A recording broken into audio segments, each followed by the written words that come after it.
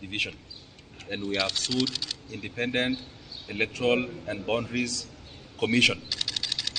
In essence, what we're only saying is, under Article 89 of the Constitution, the IEBC had a mandate to do the boundaries, to do the electoral units delimitation in the interval between 8 years to 12 years.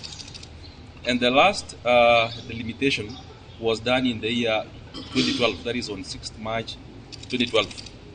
But since then, taking into consideration the arithmetic calculation, it will mean IEBC had a mandate to do the electoral units delimitation between 6th March 2020 and 6th March 2024.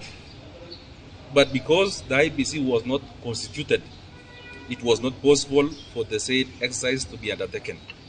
However, the Supreme Court of the Republic of Kenya, in its reference, did not consider or address the issues that were raised then.